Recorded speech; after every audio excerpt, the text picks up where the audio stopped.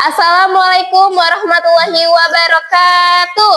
Waalaikumsalam warahmatullahi wabarakatuh. Selamat pagi anak-anak ibu. Pagi ibu. Wih, semangat kali karena masih pagi jadi harus semangat. Nah, kalau semangat gini kan ibu jadi enak ngajarnya. Kalian juga lebih enak juga belajarnya ya kan? Ya. Oke, kita hari ini belajar apa nak? Tentang apa? Cahaya dan sifat-sifatnya. Ya, kita sedang memasuki pelajaran IPA. Nah, sebelum belajar kita berdoa dulu ya. Oke? Doa ibu akan ibu pimpin. Yuk anak-anak sebelum belajar marilah kita berdoa menurut keyakinan kita masing-masing. Doa dimulai. Doa selesai. Oke? Sudah? Hari ini kita akan menjelaskan tentang cahaya dan sifat-sifatnya. Bentar ya. Ada yang tahu apa itu cahaya? Apa itu ya cahaya? Kata cahaya itu apa ya biasanya? Ayo, siapa yang tahu? Siapa? Iya benar, cerah. Terus kilau, iya benar. Terus terang, benar. Terus sinar, benar. Silau, iya benar. Jadi cahaya itu berkaitan dengan sesuatu yang terang. Nah, kalau kita katakan cahaya itu ibaratkan teman setia kita setiap hari. Loh, kenapa Bu? Setiap teman setia kita. Karena apa? Karena tanpa cahaya kita dunia akan apa? Gelap gulita. Kita nggak bisa belajar. Terus nggak bisa apa lagi? Nggak bisa main, nggak bisa sekolah, nggak bisa beraktivitas. Makanya dibilang cahaya itu teman setia kita di kehidupan kita sehari-hari. Oke, tadi apa cahaya itu nak? Sama dengan apa? Terang, terus kilau, cerah, terus sinar. Nah itu jadi paham ya apa yang maksud dari cahaya? Oke, sekarang kita masuk ke pengertiannya. Ada yang tahu pengertian dari cahaya kalau digabungkan semua tadi dari terang, dari sinar, cerah? Ada yang tahu? Tidak? Tidak, oke Ibu jelasin ya. Jadi cahaya itu adalah energi yang berbentuk gelombang elektromagnetik yang dapat ditangkap oleh mata manusia. Coba, itu cahaya matahari nampak kan kita? Dia terang, nampak. Terus lampu kereta, nampak kan? Nampak. Makanya bisa dibilang cahaya matahari itu apa tadi? Energi berbentuk gelombang elektromagnetik yang dapat ditangkap oleh mata manusia. Jadi segala sesuatu yang menghasilkan cahaya itu disebut sumber cahaya. Contohnya apa? Coba. Lampu mobil Bu. Bener, lampu mobil. Lampu konser juga bener. Terus apa lagi ya? Api, ya kan? Terus apa lagi? Cahaya matahari. Nah, apa namanya? Cahaya yang pertama kali menerangi dunia adalah cahaya matahari. Jadi salah satu yang paling penting dari cahaya yaitu cahaya matahari. Nah, sudah mengerti dari pengertian cahaya? Sudah ya? Ibu rasa sudah paham? Kita akan lanjut dengan sifatnya. Yang pertama coba ayo baca bareng-bareng. Yang pertama ada apa? Cahaya merambat lurus. Terus benda bening. Yang ketiga. Yang keempat. Yang kelima. Dan yang keenam. Oke, jadi menurut sifat-sifatnya cahaya ada 6. Yang pertama apa? Cahaya merambat lurus. Nah, maksud dari cahaya merambat lurus itu seperti cahaya bergerak dengan dalam garis lurus melalui satu medium yang sama atau perantara yang sama. Contohnya tadi seperti cahaya matahari yang masuk ke dalam ruangan kita atau masuk ke dalam rumah kita melalui apa? Celah-celah. Contohnya apa? Dari ventilasi jendela. Terus dari apa lagi kalau masuk cahaya matahari ke rumah kita? Pintu. Terus dari seng kita yang bolong, nah, masuk dia kan? Nah, itu garisnya lurus atau belok-belok? Lurus kan? Nggak ada kan cahaya itu yang bentuknya belok-belok? Nggak ada kan? Karena cahaya matahari itu merambat dengan garis lurus. Cahaya itu merambat lurus. Nah, selain cahaya matahari, apalagi nak cahaya yang merambat lurus? Lampu mobil Bu. Terus, apalagi? Oke, iya benar. Coba kita lihat lampu mobil sama lampu kereta. Kok di malam hari kan kita ngidupin lampu tuh. Lampunya tuh lurus terus kan? Nggak ada kan belok-belok bentukannya gini. Lurus ke depan dia. Kadang kalau kita jarak jauh dia mungkin terlihat. Contohnya nih seperti ini. Senter ini. Ibu punya senter. Lurus kan? Nggak ada kan dia bentuknya belok-belok. Walaupun dia terhalang apapun dia tetap lurus. Karena dia bergerak dalam satu garis lurus. Jadi paham apa yang dimaksud tadi? Cahaya merambat lurus, paham nak? Paham Bu. Oke, kita lanjut nomor 2. Yang kedua, cahaya dapat menembus benda bening. Apa ya maksudnya? Nah, jadi cahaya ini dapat menembus benda-benda bening atau disebut juga dengan apa? Transparan. Benar, kalau benda bening itu disebut dengan apa nak? Transparan. Coba ini, Ibu kasih contoh. Ini gelas plastik yang berisi air bening. Airnya sama-sama bening. Ini juga wadahnya juga bening. Coba kita praktekkan, katanya bisa menembus benda bening. Ibu punya senter. Kita tes ya. Tembuskah? Tembus ya.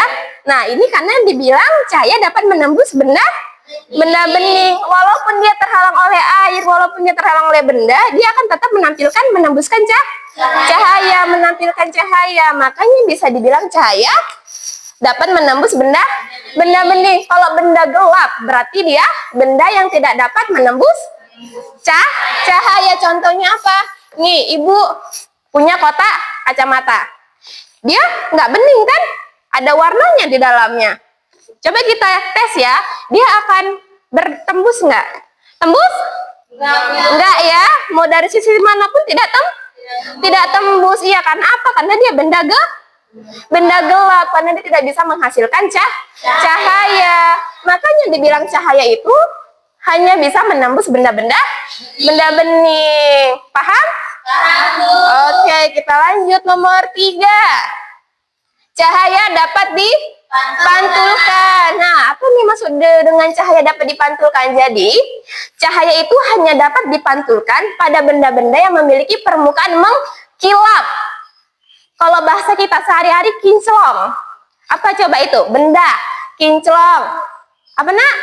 Iya benar, cermin. Ini pinter-pinter anak Ibu ya. Jadi semangat ngajarnya kalau kayak gini. Makasih ya. Nanti setelah ini kalian harus nerapin yang lebih bagus lagi, oke? Ibu jadi semangat sama anak-anak Ibu. Semangat dari tadi bisa menjawab pertanyaan Ibu. Bagus, dijawab. Kita lanjut ya. Jadi cahaya dapat dipantulkan itu hanya pada benda-benda yang memiliki permukaan mengkilap atau kinclong, atau apa lagi kita bilang glowing, apa lagi? Halus dia, permukaannya rata. Contohnya apa tadi nak? Cermin. Kita buat di sini tadi contohnya cermin. Nah, cermin ini mempunyai permukaan apa? Rata. Nah, jadi gini, kita kembali ke topik. Nah, cahaya dapat dipantulkan yang berarti cahaya yang memantul pada permukaan rata itu akan menghasilkan pemantulan yang teratur. Contohnya, ini Bu punya kaca. Rata dia kan? Halus, mengkilat, kilau.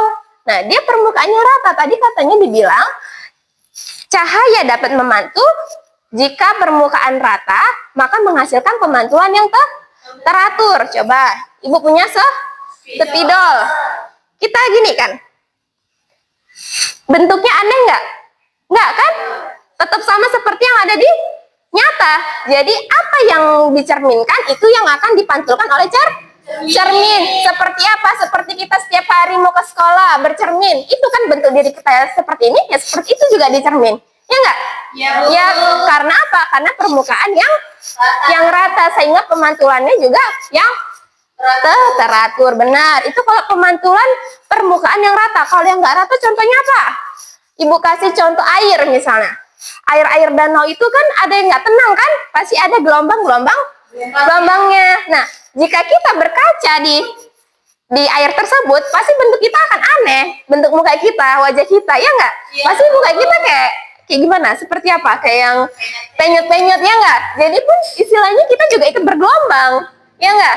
Kayak pemandangan yang ada di sekitar danau itu pun juga ikut bergelombang. Jadi dia menghasilkan pemantulan yang baur.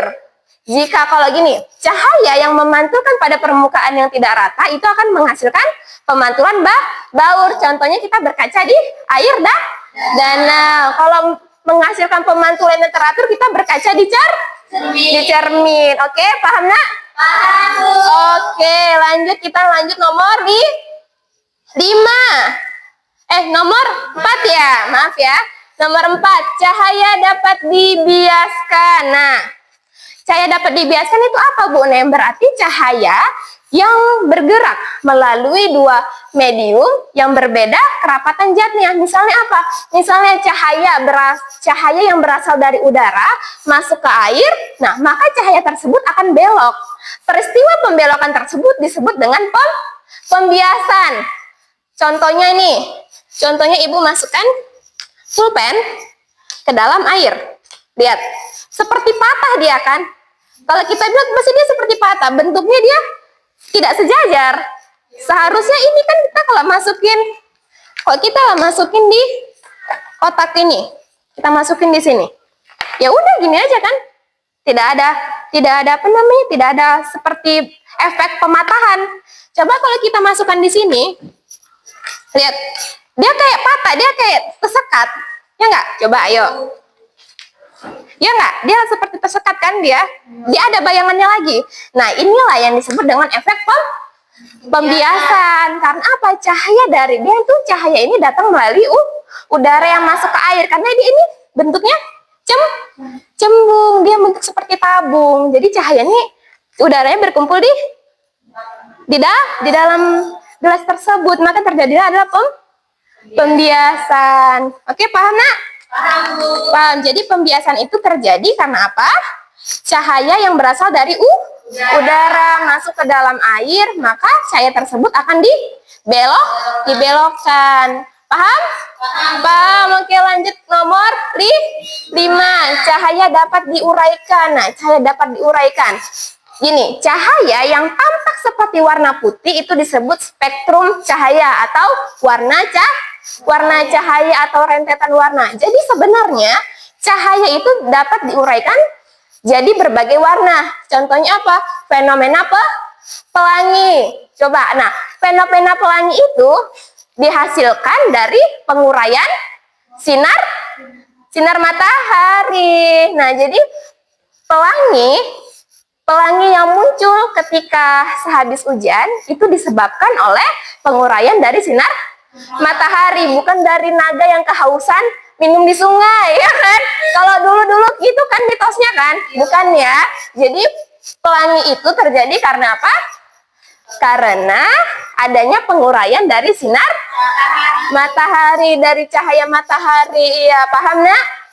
Jadi bukan dari naga yang haus minum di sungai, terus apalagi ibu peri yang turun dari kayangan hanya untuk memandi, tidak ya? Jadi dia hasil dari penguraian sinar matahari. Oke, lanjut nomor 6.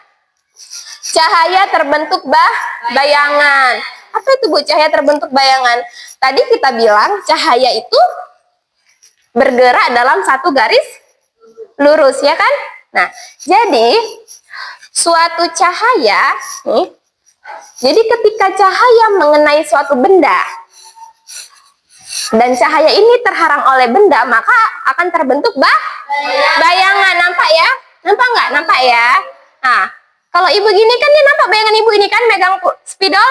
Nampak. Nah, nampak. Jadi karena cahaya ini bentuknya adalah merambat garis lurus sehingga dia mengenai suatu benda, cahaya akan terhalang berbentuk bayangan. Oke, paham? Paham, oke. Waktunya, wah, sudah habis ternyata. Coba sebelum ibu tutup, ibu mau tanya lagi apa itu tadi cahaya, nak? Cahaya adalah sumber energi yang terbentuk gelombang elektromagnetik yang dapat ditangkap oleh mata manusia. Kata lain dari cahaya apa aja tadi? Terang, kilau, sinar, terus cerah. Oke, terus coba satu lagi contoh dari cahaya merambat lurus tadi apa, nak? Lampu konser, terus sinar matahari yang masuk ke dalam ruangan. Oke, tepuk tangan dulu untuk pelajaran kita hari ini. Oke, udah. Waktu kita sudah habis, kita lanjutkan besok ya. Ibu. Udah, boleh disimpan buku-bukunya sebelum kita pulang. Coba ayo disimpan dulu bukunya.